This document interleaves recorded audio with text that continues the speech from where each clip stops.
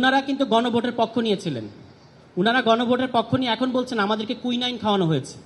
আপনারা শুনেছেন সংসদে এই কথা জনাব সালাউদ্দিন আহমদ বলেছেন।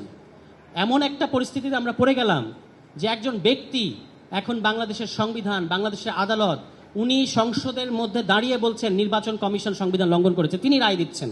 বাংলাদেশে এখন একজন ব্যক্তি মহামান্য আদালত হয়ে গেছে। তিনি হচ্ছেন কে? সালাউদ্দিন আহমদ, বাংলাদেশের স্বরাষ্ট্রমন্ত্রী। 30 মিনিট তিনি কথা বলেছেন। ওই দিন আমি আরেকটা আলোচনা বলেছি, বাংলাদেশে একটা ইতিহাস সৃষ্টি হয়েছে ওই দিন, মানে কালো ইতিহাস, যে স্বরাষ্ট্রমন্ত্রী 30 মিনিট কথা বলেছেন, অন্যদিকে প্রধানমন্ত্রী নির্বাক চলচ্চিত্র ছিলেন। একটা মিনিটও তিনি কথা বললেন না যে গণভোট কিংবা এই জুলাই সনদের ব্যাপারে তার সরকার কি করবে, এই নিয়ে তিনি একটা মিনিট। আপনারা শুনেছেন স্বরাষ্ট্রমন্ত্রী বলছেন যে সংসদ নেতার পক্ষে আমি বললাম আমরা সংবিধান সংশোধনী কমিটি করব। এই কথাটাও কি প্রধানমন্ত্রী বলতে পারেন না? এই নির্বাক চলচ্চিত্র দিয়ে আমরা কি করব? আপনি হাসেন, আপনি সিনেমা দেখেন, আপনি হেঁটে যান, আপনি নিজের পানি নিজে ঢেলে খান, এটা দিয়ে আমাদের কি কাজ? 200-র বেশি সার্ভিস ও ফিচারে লেনদেনের সব বিকাশ অ্যাপে সম্ভব। আপনার প্রধান কাজ হচ্ছে রাজনৈতিক সমস্যার সমাধান করা, এটা আপনি করতে পারছেন না। এবং এখানে আপনাকে একটা প্রশ্ন করা হয়েছে ওই ফ্যামিলি কার্ড নিয়ে, 3 মিনিট কথা বলেছেন, 3 বার আপনাকে শিখিয়ে দিয়েছে, 3 বার আপনি ঢোক গিলেছেন, এটা বাংলাদেশের জনগণ খেয়াল করেছে। ফলে এই যে গণভোট নিয়ে আপনারা এখন যেটা করছেন এবং খুব দম্ভের সাথে তারা বলছেন যে সংসদ সার্বভৌম, আমি আপনাদেরকে ওপেন চ্যালেঞ্জ দিতে চাই, যদি আপনারা দেখাতে পারেন বাংলাদেশের সংবিধানে কোথাও লেখা আছে যে সংসদ সার্বভৌম, আমরা আর সংবিধান আইন নিয়ে কোনোদিন কথা বলবো না। কোথায় লেখা আছে বাংলাদেশ সংবিধানে? কোথায় বলা আছে যে সংসদ সার্বভৌম? কোথাও বলা নাই। পরিষ্কারভাবে বাংলাদেশের সংবিধানের 7 অনুচ্ছেদের মধ্যে বলা আছে এই প্রজাতন্ত্রের মালিক বাংলাদেশের জনগণ এবং জনগণের অভিপ্রায়ের পরম অভিব্যক্তি রূপে সংবিধানের প্রাধান্য থাকবে, এটা বলা আছে। সংবিধানের কি থাকবে? প্রাধান্য। অর্থাৎ সংবিধান নিজেও বলছে না যে আমি সুপ্রিম, আমি সভরেইন। সংবিধান নিজেকে সভরেইন বলছেন না।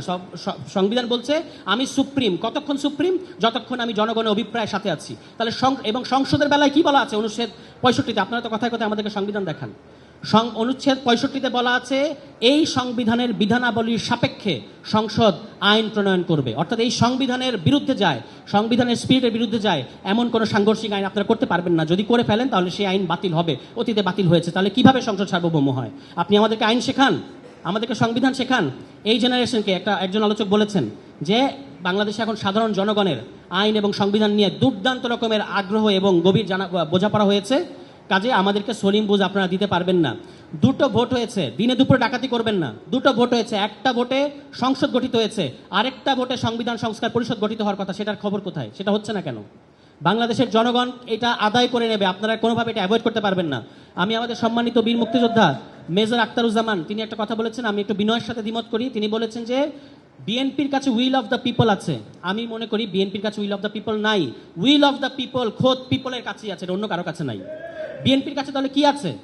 বিএনপির কাছে আছে যেটা জনগণ তাকে যে ক্ষমতাটা দিয়েছে আইন প্রণয়ন করার, এই ক্ষমতার আপনারা অ্যাবিউজ করবেন না। এই ছোট রায় দিয়ে, 51%-এর রায় দিয়ে আপনারা এটা বলবেন না যে আমরা গণভোটের ব্যাপারে সিদ্ধান্ত নেব। আমাদেরকে কুইনাইন খাওয়ানো হয়েছিল। যখন তারা গণভোটের পক্ষ নিয়েছিল তখন তাদের আবেগ কাজ করেছে, বিবেক কাজ করে না। আর এখন তারা ডিমেনশিয়ার আক্রান্তর মতো আচরণ করছেন। এই যে অ্যাটর্নি জেনারেল ছিলেন, তিনি সকল আদেশ, সকল অধ্যাদেশ, এগুলো সবগুলোতে প্রণয়ন প্রক্রিয়ার সাথে জড়িত ছিলেন। আজকে তিনি অস্বীকার করছেন। তিনি বলছেন নাহিদ ইসলাম যেভাবে নিয়োগপ্রাপ্ত হয়েছেন আমিও একইভাবে নিয়োগপ্রাপ্ত হয়েছি। বাংলাদেশের জনগণকে কি আপনারা আহাম্মক মনে করেন?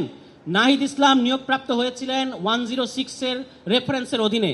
আপনি নিয়োগপ্রাপ্ত হয়েছেন একটা গায়েবী বোঝাপড়ার মধ্য দিয়ে। সরকার গঠনের আগে আপনি তখন রাষ্ট্রের প্রধান আইন কর্মকর্তা ছিলেন, সরকার গঠিত হয় নাই, কিন্তু আপনি তখন অ্যাটর্নি জেনারেল হিসেবে নিয়োগ পেয়েছিলেন। এই ধাপ্পাবাজি বাংলাদেশের জনগণের সাথে বন্ধ করেন।